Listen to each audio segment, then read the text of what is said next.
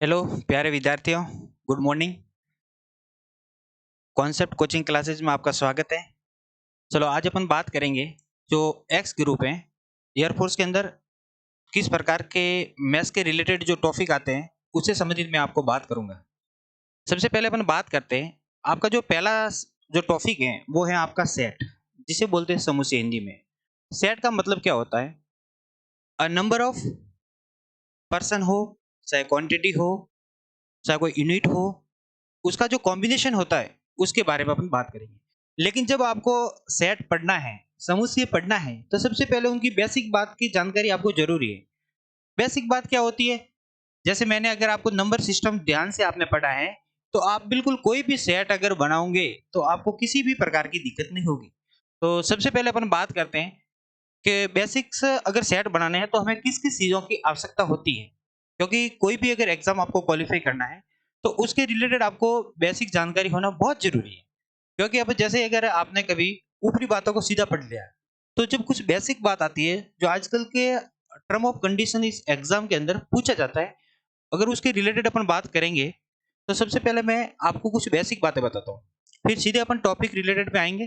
तो बेसिक कुछ number system के बारे में बात करूंगा, फिर सीधे सेट कैसे बनाए जाते हैं, सेट सबसेट क्या होते हैं, सेट से अपन पावर कैसे ज्ञात कर सकते हैं, उनके वेन डायग्राम को कैसे ज्ञात करेंगे। तो अलग अलग प्रकार के अपन सेट कैसे होते हैं, कौन सा सेट होता है, कौन सा रिक्त सेट होता है, कौन सा सबसेट होता है, उसमें कितने एलिमेंट होते हैं, टोटल एलिमेंटों की संख्या को अपन कैसे ज्ञात करते हैं, और अगर आपको कोई सेट दिया गया है तो उससे टोटल कितने सबसेट बनेंगे एंड उप समूह कितने बनेंगे। एक समूह से दिया जाता है उनसे कितने उप समूह बन सकते हैं, कौन कौन सा उप समूह नहीं होता है, कौन कौन से होते हैं, उसके रिलेटेड मैं आपको बात करूंगा। चलो अपन सबसे पहले मैं बेसिक बात करूंगा, बिल्कुल एकदम जीरो लेवल से आपका टॉपिक को लूंगा। सबसे पहले अपन बात करते हैं नंबर सिस्टम के बारे में, संख्या पद्धति।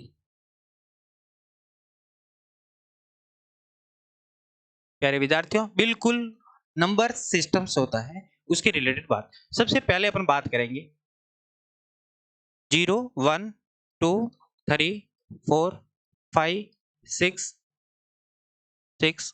7, 8, 9।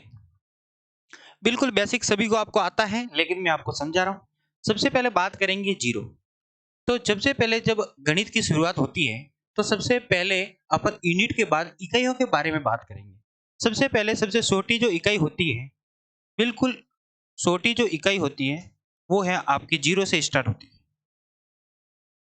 उसके बाद में 1, 2, 3, 4, 5, 6, 7, 8 और 9। अगर मैं एक छोटा सा क्वेश्चन आपसे पूछूं कि मुझे बताइए सबसे छोटा अंक कौन सा होता है, सबसे स्मॉलेस्ट नंबर कौन सा है, सबसे छोटा अंक कौन सा है, तो आपका उत्तर क्या जाना चाहिए? जीरो। फिर अगर मैं बात करूं सबसे बड़ा अंक कौन सा है, सबसे बड़ा अंक, तो दोस्तों आपका उत्तर जाना चाहिए कितना? 9।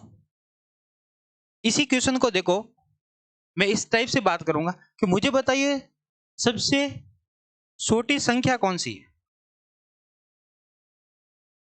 सबसे छोटी संख्या आपने बहुत पढ़ा होगा। सबसे छोटी संख्या दोस्तों कौन सी होगी? अब कुछ लोग तो इसको उत्तर देंगे जीरो, कुछ लोग इसका उत्तर देंगे एक। अब जो जीरो वाले हैं वो तो जीरो तो कैंसर, अब अपना उत्तर क्या जाएगा? एक। क्योंकि जीरो एक यूनिट है, एक अंक है। क्योंकि हम संख्या उन्हें कहते हैं जिनको अपन काउंटिंग कर सकते हैं। क्या मैं जीरो को काउंटिंग कर सकता हूं क्या? मुझे बोला जाए कि अगर क्लास के अंदर कितने विद्यार्थी हैं, तो मैं ये कहूंगा कि जीरो विद्यार्थी। जीरो का मतलब क्या होगा? अब मुझे कहा जाए क्लास में से किसी जीरो स्टूडेंट को उठा के लेके आओ, तो क्या मैं उनको उठा के लेके आ सकता हूँ क्या? तो आप कभी कहोगे नहीं। तो जीरो एक बिल्कुल छोटा अंक है, लेकिन छोटी संख्या नहीं है। जो अपन सेट बनाएंगे उसमें भी ये बातें मैं करूंगा। तो अपन का सबसे छोटा जो अंक होता है वो तो है जीरो, लेकिन अपन बात करेंगे सबसे जो छोटी संख्या होती है वो आपका उत्तर जाना चाहिए एक। अब बात बताओ सबसे बड़ी जो संख्या, सबसे बड़ी संख्या कौन सी होगी? 9।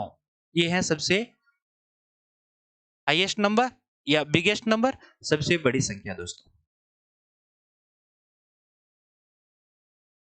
आपको पूछा जाता है बताइए कुल अंकों की संख्या कितनी होती है, कुल अंकों की संख्या कितनी होती है, कुल अंकों की संख्या कितनी होती है। तो बताइए आपका उत्तर कितना जाने, 10 अंक है। कितने काउंट करो, 1 2 3 4 5 6 7 8 9 10। अगर काउंट करेंगे तो टोटल कितने हो जाएंगे, 10 अंक। इनके रिलेटेड में और क्या, अब आपको पूछा जाता है सबसे, क्योंकि जब मैं इसके सेट बनाऊंगा उसमें मुझे दो विधियों से बनाने पड़ेंगे, समुच्चय निर्माण विधि होगी, रोस्टर रूप होगा उसके रिलेटेड, तब उस समय वाकई आप कंफ्यूजन नहीं हो इस रिलेटेड। सबसे अगर बात करें सबसे बड़ा जो अंक है वो आपका कौन सा होगा, 9। अगर पूछा जाए सबसे बड़ी संख्या, सबसे बड़ी संख्या कितने अंक की, 1 अंक की, तो फिर आपका उत्तर क्या चाहिए, यहां से 2 क्वेश्चन है। और पूछा जाता है सबसे छोटी संख्या, तो अब आप सबसे छोटी संख्या की बात आई तो उत्तर क्या चाहिए, 1 न कि 0। ये दोनों बातें आपको ध्यान रखना जरूरी है। देखो मैं बिल्कुल बेसिक सी बातें ली है। सबसे देखो छोटे, पहले बात की सबसे छोटी इकाई अंक कौन सा होता है, सबसे छोटी संख्या कौन सी होती है, सबसे बड़ी संख्या कौन सी होती है, सबसे बड़ा अंक कौन सा होता है, इस रिलेटेड आपको जानकारी होना जरूरी है। ओके, तो अपन की ये छोटी छोटी बातें देखो कितने क्वेश्चन आते हैं। सबसे छोटा इकाई का अंक है वो कौन सा है, अंक पूछे तो 0। आपको पूछा जाता है सबसे छोटी संख्या कौन सी होती है, तो उत्तर क्या जाना चाहिए, 1। पूछा जाता है सबसे बड़ी संख्या कौन सी होती है, अगर इकाई अंकों के अंदर बात करें तो कौन सी है, 1 यूनिट के अंदर अगर 1 इकाई अंक के अंदर बात की जाती है तो कौन सी है आपकी, 9। अगर पूछा ये गया कि बताइए सबसे छोटा अंक, सबसे स्मॉलेस्ट या छोटा जो यूनिट है वो, तथा सबसे बड़े अंक, अंक अंक के बारे में बात कर रहा हूँ, यूनिट के बारे में बात कर रहा हूँ, संख्या के बारे में बात नहीं कर रहा हूँ। तो अंतर कितना होगा, अगर डिफरेंस पूछा जाता है, बहुत एग्जाम में पूछा जाता है, तो आपको बड़े में से छोटा अंक घटाना है, उत्तर कितना जाए, 9। तो ये इसकी सामान्य जानकारी थी, आपको सबको आता है, लेकिन फिर भी मेरे को इसके रिलेटेड आपको जानकारी देना जरूरी है, क्योंकि जब मैं आपको सेट बताऊंगा तो मुझे बेसिक जानकारी अगर आपको होगी तो आपको किसी प्रकार की प्रॉब्लम नहीं होगी। चलो इसके रिलेटेड बात की, अब मैं कुछ संख्या पद्धति से रिलेटेड कुछ संख्या लेता हूँ, उन संख्याओं को आपको समझाऊंगा। तो सबसे इसे कम से कम देखो 15 से 20 क्वेश्चन इससे बना सकते हैं अपन। सबसे छोटा इकाई का अंक कौन सा होगा, 0। सबसे बड़ा कौन सा होगा, 9। सबसे छोटी इकाई अंक की संख्या कौन सी होगी, 1। बड़ी कौन सी होगी, ये। अंतर कितना होता है, बड़ा छोटा है। कुल अंकों की संख्या दोस्तों कितनी होती है, 10। सबसे बड़ा अंक ये है। सबसे बड़ी संख्या अगर 1 अंक की बात करें तो ये, छोटी संख्या की बात करें तो ये, ठीक है ना। सबसे छोटी अगर संख्या की बात की जाए तो आपका उत्तर क्या जाना चाहिए, 1 ना कि 0। ये छोटी छोटी जानकारी है तो बहुत एग्जाम में पूछी जाती है। चलो फिर अपन बात करेंगे आगे इसकी संख्या पद्धति से रिलेटेड, अपन छोटे छोटे कॉन्सेप्ट हैं वो मैं लेता हूँ और आपको समझाता हूँ। इसके रिलेटेड अपन ने ये बातें कर दी। चलो अपना जो आगे वापस स्टेप टू स्टेप चलते हैं। अगला पहला जो अपना संख्या पद्धति का पॉइंट है वो है प्राकृत संख्या। बिल्कुल आप सभी लोगों को आता आ रहा है, कोई दिक्कत नहीं है, लेकिन एक बार आप जरूर इसको ध्यान से पढ़ें। इसको इंग्लिश में बोलते हैं नेचुरल नंबर, नंबर नहीं नंबर्स। क्योंकि आप अगर एक्स ग्रुप में तो आपकी इंग्लिश भी बहुत अच्छी होनी चाहिए, क्योंकि बहुत सारे पॉइंट की बात करेंगे। सबसे पहले बात करते हैं प्राकृत संख्या किसे कहते हैं। जब हमारे सबसे पहले गणित की शुरुआत नहीं हुई, उससे पहले हमारे जब जो लौकिक गणित चलती थी, जो अपने व्यवहार में काम लेते थे, ऋषि मुनि इनका प्रयोग करते थे, तो उस समय बोला कि यार किसी चीज को काउंट करना है तो अपन लोग कैसे काउंट करेंगे। अगर मुझे किसी को बुलाना है या मुझे इतने लोगों के बारे में बात करनी है या इतनी वस्तुओं के बारे में बात करनी है तो मैं कैसे बात करूंगा। तो सबसे पहले तो मुझे उन ऋषि मुनियों ने कहा कि यार ऐसे ऐसे कुछ अपना बातें की जाए, ऐसे ऐसे खोज की जाए, ताकि अपन किसी को काउंट करें वो इतनी चीजें अपन को प्राप्त हो जाए, एस्टिमेट हो जाए। चलो कोई बात। तो सबसे पहले जो नंबर आया, धीरे धीरे कैसे संख्याओं का निर्माण हुआ, कैसे सेट का निर्माण हुआ, उसके रिलेटेड। सबसे पहले प्राकृत संख्या, क्योंकि जब आपको सेट पढ़ाएंगे वहां पर ये बातें जरूर आएगी कि बताइए प्राकृत संख्या में वो संख्या कितने तक सेट बना सकते हैं या बड़ी या छोटी संख्या के कितने सेट बनाए जा सकते हैं। तो अपन को तो पहले नंबर सिस्टम के बारे में तो दोस्तों पता होना चाहिए ना। अगर अपन को नंबर सिस्टम के बारे में ही पता नहीं है तो फिर अपन उसके सेट या सबसेट या पावर सेट कैसे फाइंड करेंगे। तो इस टॉपिक को देखो आप। प्राकृत संख्या सिंपल सी आप परिभाषा पढ़ते हो, यानी वे संख्या जो दैनिक जीवन में जो दैनिक जीवन में जो दैनिक जीवन में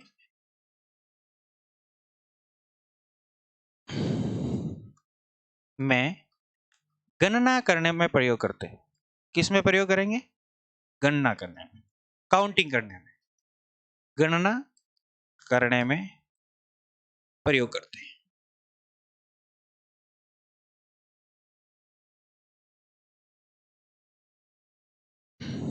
ओके, यानी वे संख्या जो दैनिक जीवन में गणना करने में प्रयोग किया जाता है, यानी जिनको अपन काउंटिंग करने में प्रयोग करते हैं। तो उस समय जीरो नाम के संख्या पद्धति के अंदर बात हुई नहीं थी। उन्होंने जीरो नाम की बोला, इस दुनिया में कोई ऐसी चीज होती नहीं है। फिर उन्होंने आर्यभट्ट ने जब इनका खोज की तो उसके बारे में बताया, ये ऐसा होता, तो धीरे धीरे संख्याओं का निर्माण होता गया। तो उस समय बात हुई नहीं, तो उन्होंने बोला कि दुनिया में जीरो नाम की तो कोई चीज ही नहीं होती है, ठीक है ना। तो उन्होंने एक से बात की। तो जब आपका प्राकृत संख्या, जब इनका सेट बनाएंगे तब इनको नेचुरल नंबर को एन से लिखते हैं। कभी कभी देखो एग्जाम में एक बार क्वेश्चन पूछा गया था कि प्राकृत संख्या निम्न में से अंग्रेजी के कौन से लेटर से व्यक्त करते हैं या प्रदर्शित करते हैं। ऑप्शन अगर कैपिटल एन आता है और स्मॉल एन दोनों आते हैं, तो अगर आप बोथ का ऑप्शन है तो दोनों राइट करना है। नहीं तो अगर आपका कैपिटल लेटर भी, स्मॉल लेटर और कुछ अदर है, तो फिर आपको कैपिटल लेटर को सबसे पहले आपको इंडिकेट करना है। उसके बाद में अगर वह कैपिटल लेटर नहीं है एन, तो फिर आपको स्मॉल लेटर के अंदर बात करेंगे। तो सबसे पहले इनके सेट अपन बनाएंगे, देखो एन। तो इनके सेट के लिए अपन कोष्टक बनाते हैं, उसको बोलते हैं मंजिला कोष्टक। कोष्टक देखो दोस्तों, इस प्रकार से अपन बात करेंगे। तो अपन नेचुरल नंबर का सबसे पहले सेट बनाएंगे। नेचुरल नंबर का सेट सबसे पहले एक से स्टार्ट होता है, उसको बनाने के लिए अपन मंजिला कोष्टक लगाते हैं। मंजिला कोष्टक, और इसके बाद देखो कोष्टक किस टाइप से होते हैं। इनको बोलते हैं मंजिला कोष्टक, इनको बोलते हैं छोटा कोष्टक, इनको बोलते हैं बड़ा कोष्टक, और ये जो किसी संख्या के ऊपर उसको बोलते हैं रेखा बंधनी। बहुत अच्छे कॉन्सेप्ट है। सबसे पहले मंजिला कोष्टक के अंदर कुछ भी चीजें कितनी भी डालना इतना डाल सकते हो, कोई लिमिट आपको नहीं होती है। लेकिन जब आप छोटे कोष्टक या बड़े कोष्टक में डालते हो, वह आपको एक लिमिट होती है। इसलिए अपन यहाँ पर जो बात करेंगे, कोई लिमिट नहीं होती है, इसलिए यहाँ पर कोई अनंत तक अगर कोई डिजिट है या अनंत तक कोई संख्या की बात करेंगे तो वो सब इसमें रख सकते हैं। समझ में आ गए? ये सबको एक्सेप्ट करता है, किसी को मना नहीं करता, आ जाओ भाई, ठीक है ना। लेकिन अगर अपन छोटे कोष्टक या बड़े कोष्टक के अंदर रखेंगे, बिल्कुल वह एक कंडीशन, तब वह कंडीशन होती है जब अपन अवकलन पढ़ते हैं। जहां पर अवकलन के बारे में बात करेंगे, वह मध्यमान पढ़ेंगे आपको, वह तब उसके उसमें रोले वगैरह के उनके कॉन्सेप्ट पढ़ते हैं। तो उस समय ये बातें करेंगे कि वह बड़ा कोष्टक और छोटे कोष्टक की, देखो वह छोटा कोष्टक और बड़े कोष्टक बहुत बड़ा रोल होता है। क्योंकि वहां जब आपको अगर उसका मध्यमान निकालते हो रोले प्रमेय से, तो वहां पर आपको अगर मैक्सिमा या मिनिमा निकालना है, तो मैक्सिमम मिनिमम कैसे निकालते हैं, तो वो बिल्कुल छोटे कोष्टक और बड़े कोष्टक दोनों को ध्यान रख के करना पड़ता है। तो जितने भी डेरिवेटिव वगैरह होते हैं उस रिलेटेड बात करेंगे, तो उस समय मैं आपको याद दिलाऊंगा। नेचुरल नंबर सबसे पहले एक से स्टार्ट होता है। एक, दो, तीन, चार, पांच, छह, सात, आठ। अब कितना भी चलते जाओ, फिर आगे देखो ऐसे डॉट डॉट लगा देते हैं। इसका मतलब मैथ्स में ये होता है, ये अनंत तक जाएगा। न तो आप जा सकते हो, ना मैं जा सकता हूँ, ना अनंत किसी ने देखा है, ना मैंने देखा, ना आपने देखा। तो इसका मतलब अनंत तक ये संख्या जाती रहेगी, कितने भी अरबों खरबों तक ये संख्या चली जाती है। अब अपन को छोटे छोटे संख्याओं के बारे में बात करता हूँ। सबसे पूछा जाता है सबसे छोटी प्राकृत संख्या कौन सी होती है, आपका उत्तर कितना जाना चाहिए? एक। पूछा जाता है सबसे बड़ी प्राकृत संख्या, अब बताओ यह बड़ी प्राकृत संख्या मैंने कहीं आपको बताया क्या? नहीं। ये डॉट डॉट का मतलब होता है अनंत की तरफ। कहाँ? अनंत, जिसको इन्फिनिटी कहते हैं, अनंत। तो बताइए, आपको पूछा जाता है सबसे बड़ी संख्या कौन सी होगी, तो अनंत होता है। दूसरा देखो, क्या यहाँ पर सभी संख्या, अब मैं देखो रिलेटेड बात करूंगा। तो सबसे पहले प्राकृत संख्या को व्यक्त करते हैं। प्राकृत संख्या को व्यक्त करते हैं, व्यक्त करते हैं। तो बताओ आपको या तो ये एन या ये नहीं है, तो फिर ऑप्शन में आपको ये दोनों है। तो आप दोनों को अगर बोथ के अंदर ऑप्शन है तो दे सकते हो, नहीं तो आपको सबसे पहले कैपिटल एन वह देना है जो नेचुरल नंबर में बड़ा है। फिर अपन बात करते हैं प्रथम प्राकृत संख्या कौन सी होती है। दोस्तों प्रथम प्राकृत संख्या कौन सी होती है, तो आपका उत्तर जाना चाहिए एक। और कैसे पूछा जाता है, प्रथम प्राकृत संख्या कौन सी होती है, उत्तर जाना चाहिए एक। और आपको पूछे सबसे छोटी, फिर यही बातें होगी कौन सी है, तो भी उत्तर कितना जाएगा। आपको पूछा जाता है बड़ी प्राकृत संख्या कौन सी होती है, बड़ी प्राकृत संख्या कौन सी होती है, तो उत्तर क्या जाइए, या तो अनंत, या अनंत ऑप्शन में नहीं है तो ऐसे करके उल्टे जो 8 होते हैं वैसे इसको इन्फिनिटी कहते हैं। समझ, कभी कभी ये भी नहीं देकर कभी कभी ये भी दे सकता है अपरिभाषित, ये बात भी आपको पता होना चाहिए मित्र। फिर आप देखो सभी जो प्राकृत संख्या, आपको क्या मैंने कही कि संख्या के आगे कोई माइनस वगैरह चिन्ह लगाया गया है, तो इसका मतलब सभी जो प्राकृत संख्या होती है दोस्तों वो धनात्मक होती है। यानी इसके बाद बात करेंगे तो सभी जो प्राकृत संख्या होती है, सभी नेचुरल नंबर जो होता है वो कैसा होता है, धनात्मक। सभी नेचुरल नंबर कैसा होता है, धनात्मक।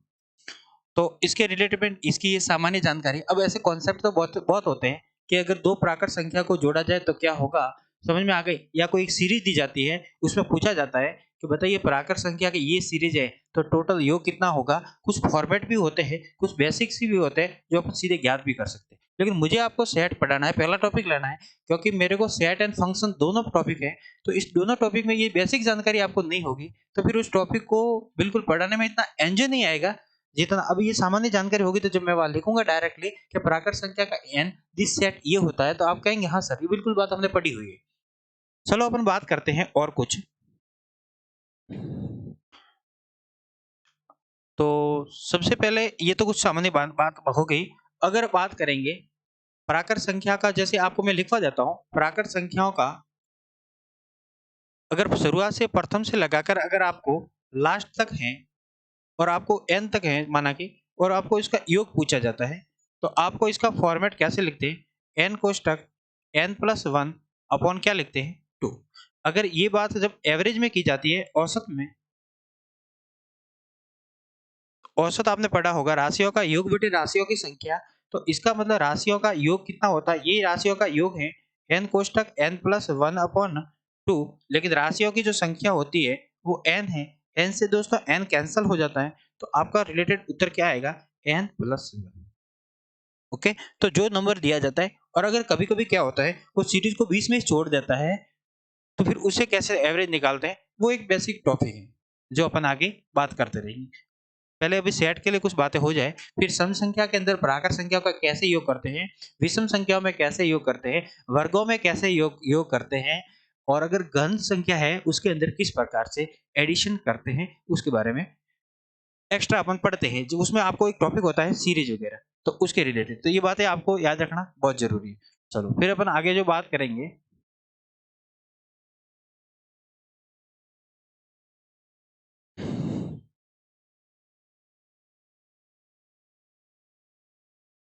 दूसरा जो आपका नंबर्स होता है वो होती है पूर्ण संख्या। पूर्ण संख्या, पूर्ण संख्या को दोस्तों बोलते हैं होल नंबर्स, होल नंबर्स। अब जब बात होगी 9 तक तो संख्या काउंट कर लेते, 9 लोगों को बुलाओ, अब आगे 10 लोगों को बुलाना तो कैसे बुलाएंगे। तो फिर उन्होंने कहा क्या, चलो यार अब क्या करें, तो उन्होंने फिर अगली संख्या का जो निर्माण हुआ, वो अगली संख्या दोस्तों थी, वो थी आपकी पूर्ण संख्या। तो अपन बात करते हैं आगे पूर्ण संख्या के बारे में।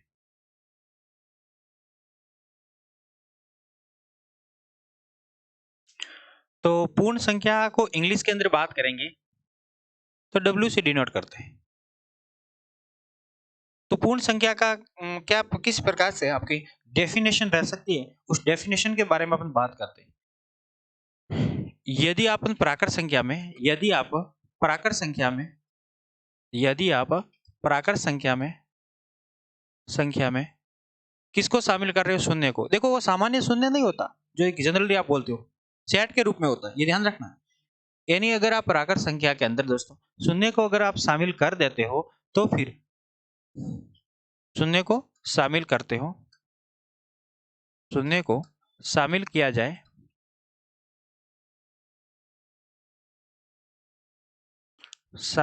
जाए तो वह पूर्ण संख्या बनती है, तो वह पूर्ण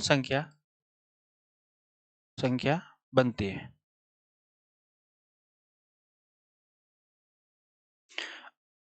अब देखो एक क्वेश्चन कभी कभी क्या पूछा जाता है, बताइए सबसे छोटी पूर्ण संख्या कौन सी होती है। तो कभी कभी आजकल जो एडवांस मैथ के अकॉर्डिंग जो बात करेंगे, इसके सेट को तो डब्ल्यू से ही लिखते हैं। इसी प्रकार का एक मंझला कोष्ठक होता है, इसमें क्या करते हैं, जीरो को शामिल करते हैं, फिर 1 2 3 4, बिल्कुल सारे के सारे जो नेचुरल नंबर की मैंने बात की वैसे के वैसे नंबर यहाँ पर भी आते रहेंगे। ये भी अनंत तक जाती है। आपको पूछा जाए बताइए सबसे छोटी, सबसे स्मॉलेस्ट या सबसे छोटी पूर्ण संख्या कौन सी होती है, पूर्ण संख्या। तो आपका उत्तर क्या जाएगा, जीरो। देखो ये शून्य होता है या कभी ऑप्शन में होए ये शून्य है तो भी राइट है, और कभी ये नहीं होकर अभी आजकल ऐसे भी देने लगे, जब हम एसएससी वगैरह में पूछते हैं वह तो इस टाइप से यस, क्योंकि ये शून्य वो सामान्य शून्य नहीं होता है, एक सेट ऑफ जीरोज होता है जो अपन सेट में पढ़ते हैं। जब आपको मैं रिक्त समुच्चय पढ़ाऊंगा तो वह रिक्त समुच्चय में क्या होता है, जैसे अपन वह 5 पढ़ते हैं ऐसे 5, और दूसरा क्या ऐसे मंझला कोष्ठक बना के वो दे देता है, तो उसको भी रिक्त समुच्चय बोलते हैं। तो वहां पर इनको काउंट करना पड़ता है, नहीं तो जब आपको बोला जाता है कि कितने सेट बनेंगे, तो वह अगर आप सही तरीके से अगर आपको नॉलेज नहीं होगा तो बिल्कुल वह आपको ये काउंट नहीं करेगा। अब ये चीज होती क्या है वो तो अपना मैं आगे इसके रिलेटेड बात होगी तब आपको बता दूंगा, तो इस आपको ध्यान से समझना है, ठीक है ना। तो इस रिलेटेड जो बातें आई हैं तो उसको आपको समझना है।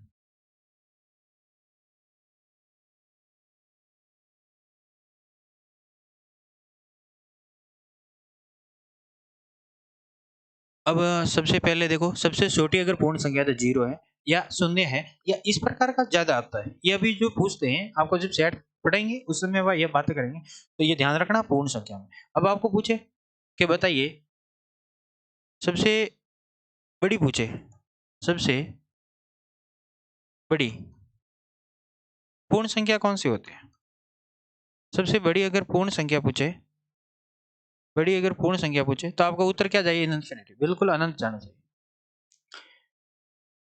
क्या सभी पूर्ण संख्या धनात्मक होती, तो देखो जब आप बात करेंगे ये जो शून्य होता है इनको ये लोग उदासीन के अंदर काउंट करते हैं, मतलब न्यूट्रल चार्ज, न तो ये धनात्मक होता है न ही ऋणात्मक होता है। जो उदासीन बोलते हैं ना, कोई किसी काम का नहीं, कोई पर्सन अगर किसी काम का नहीं बोले ये तो न्यूट्रल होकर पड़ा है, वो न्यूट्रल होता है, यानी उदासीन, ये किसी काम का नहीं, ठीक है ना। अगर ये किसी भी इनके अलावा किसी और अगर अंक के पीछे आ जाता है तो फिर इसका रोल कुछ बड़ा होता है ना।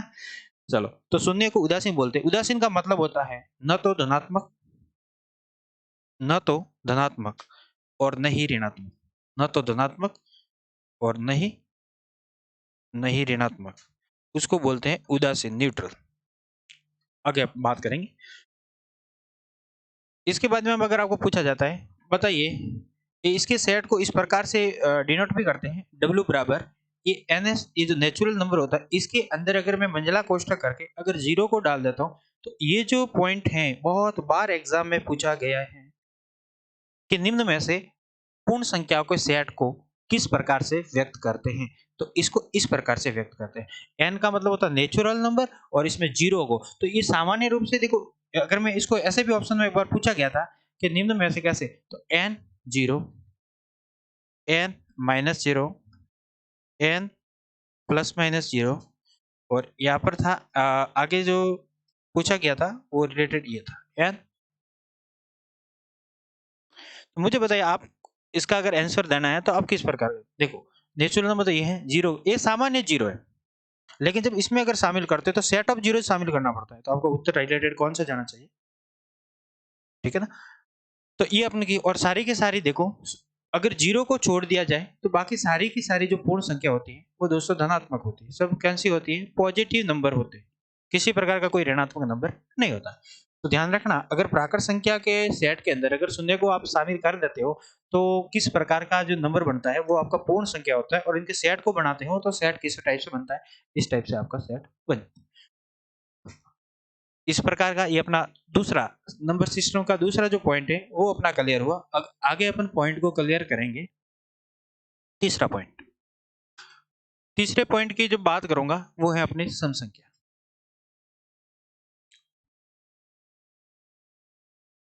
सम संख्या को इंग्लिश में बोलते हैं दोनों इवन नंबर्स।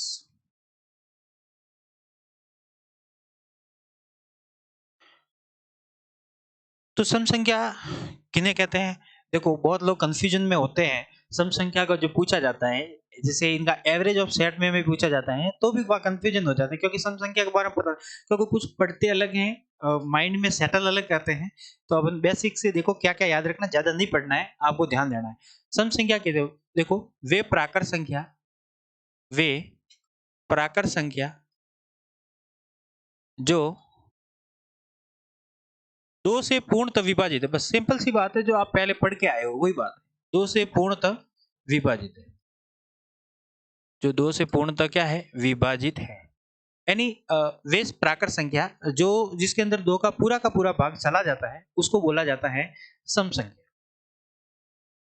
अब देखो प्राकृत संख्या के अंदर अपन बात करेंगे तो मैं एक नेचुरल नंबर का वापस देखो एक सेट ले रहा हूं। आपको देखा होगा प्राकृत संख्या एक से स्टार्ट होती है और अनंत तक जाती है, ये आपको जानकारी है।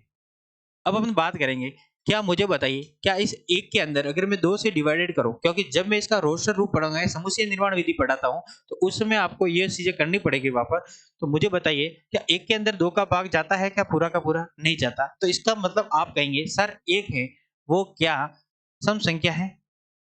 तो एक सम संख्या नहीं है।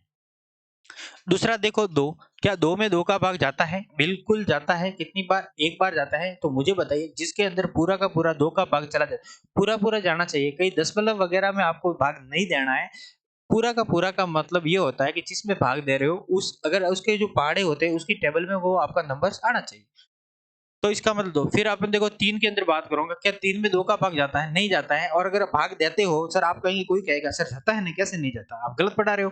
अरे भाई साहब, जब तीन में दो का भाग जाता है, मैं भी कह रहा हूँ जाता है, लेकिन आपको ओनली फॉर पूरा का पूरा भाग देना, यानी आपकी पूर्ण संख्या आनी चाहिए, वहां पर कई अपूर्णांक संख्या वगैरह नहीं आनी चाहिए, यानी ठीक है ना, पूर्ण संख्या होनी चाहिए। तो इसके अंदर बात करेंगे तो इसका मतलब ये है तीन है वो आपकी सम संख्या नहीं है। फिर अपन फोर की बात करेंगे तो फोर में दो का भाग देंगे, बिल्कुल जाता है पूरा का पूरा।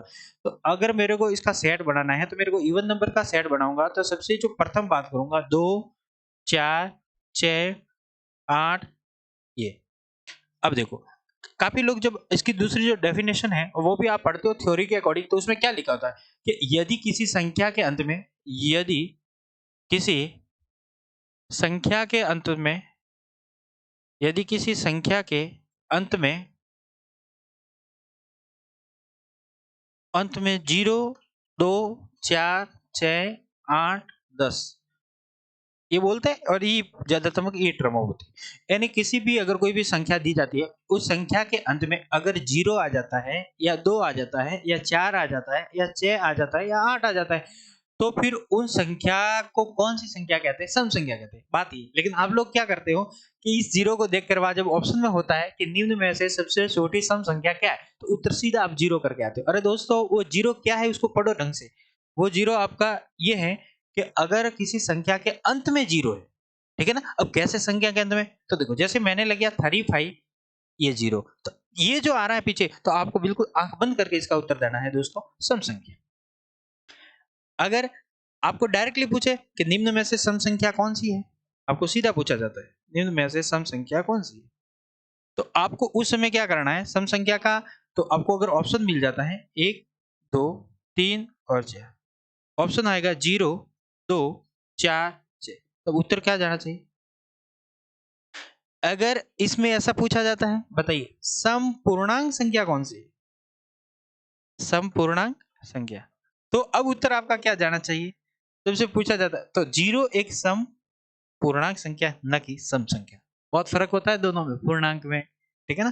तो पूछा जाए क्वेश्चन कैसा है, किस लेवल की लैंग्वेज है, उसके अकॉर्डिंग आपको आंसर चूज करना है। तो आपको पूछा जाए सबसे छोटी सम संख्या कौन सी है, तो उत्तर क्या जाना चाहिए? 2। सबसे बड़ी कौन सी होती है, तो आपको उत्तर अनंत।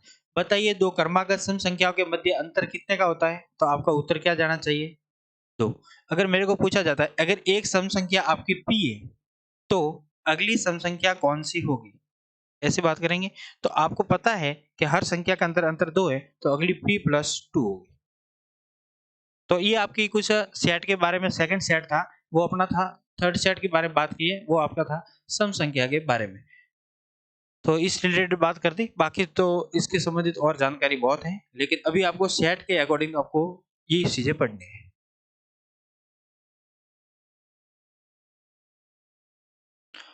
अगला जो फोर्थ नंबर है आपका, वो है आपका विषम संख्या।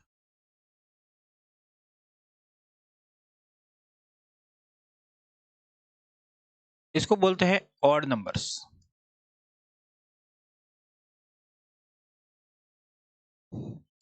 विषम संख्या किसे कहते हैं? जैसे कि जैसे आपने बात की सम संख्या की, वैसा विषम संख्या के बारे में बात, यानी वे प्राकृत संख्या जो दो से पूर्णतः विभाजित नहीं है, दो से पूर्णतः विभाजित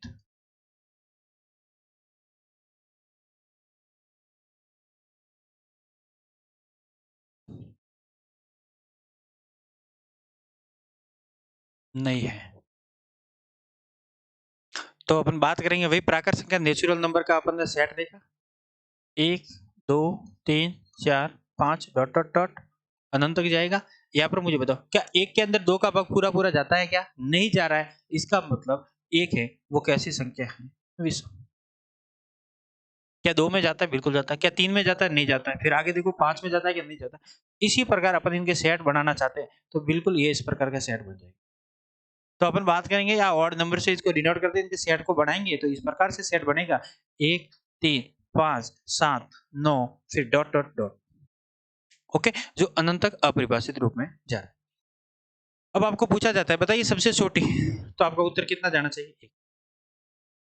सबसे छोटी विषम संख्या की बात की जाए उत्तर एक जाना चाहिए। सबसे बड़ी पूछे तो आपको अनंत। बताइए दो क्रमागत विषम संख्या के मध्य जो डिफरेंस की बात करूंगा, अंतर की बात करूंगा, तो वो मित्रों कितना है? दो। ओके, तो इस प्रकार आपको इनके बारे में कुछ सेट की जानकारी थी, वो आपको समझ में आनी चाहिए।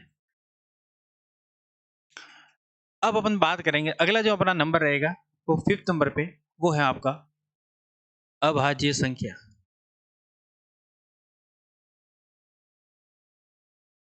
जिनको दोस्तों नाम बोलते हैं प्राइम नंबर्स।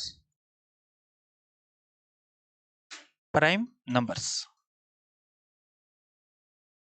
अगर अभाज्य संख्या का जो सेट बनाएंगे तो उसके बारे में पहले आपको जानकारी जरूरी है। अभाज्य संख्या क्या होती है, कैसे होती है, कौन कौन से होते हैं, कौन कौन से नहीं होते।